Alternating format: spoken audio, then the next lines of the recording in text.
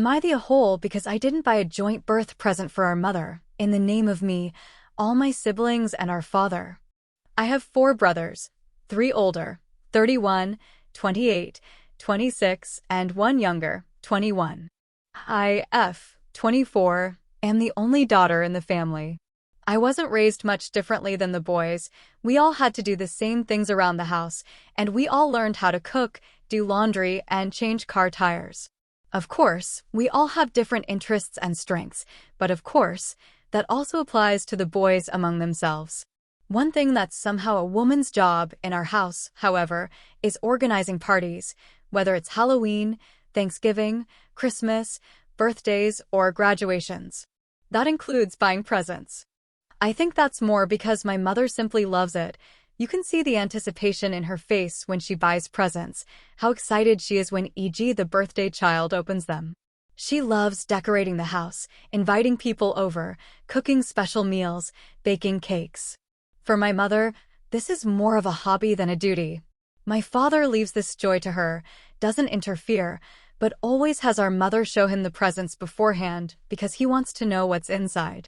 Well, my mother has been doing all of this for over 3 decades now, and until I was 13, she basically got nothing in return. If my father remembered to make a cake with batter mix on her birthday, or to buy a bouquet of flowers at a gas station, that was quite a lot.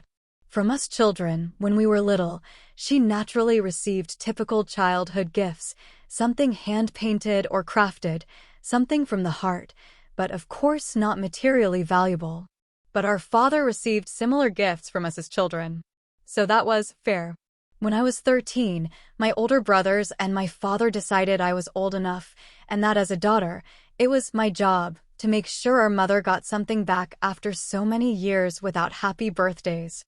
I decorate the house at night while she's sleeping, bake cakes, and most importantly, I buy a big, expensive gift, divide the price by 6, and then my brothers and my father give me the money.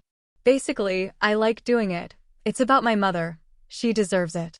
What bothers me, though, is that the involved men like to praise themselves in front of mom and other relatives, saying how much thought they put into the gifts, how much work it was to secretly decorate the house at night, and how difficult it was to learn all of this when they were the only ones receiving the gifts for years. Mom knows full well that her sons and her husband have no idea what was in the gift all these years, and unfortunately, the relatives don't. Unfortunately, I didn't quite match Mom's taste for Christmas. I bought a necklace. It wasn't difficult to fix the mistake. We went to the store a few days after Christmas. She picked out a different necklace, and it was exchanged without any problems. My brothers, however, made fun of me for it, saying, "What kind of daughter are you that you can't even pick out a necklace for your own mother?" And to this day, some of my brothers still haven't given me their financial share of the joint Christmas present because we can't rely on you to make the gifts perfect. Last week was Mom's birthday. None of my brothers ever contacted me about a gift, never asking for anything. As expected, they were counting on me to buy something big and then they'd give me money.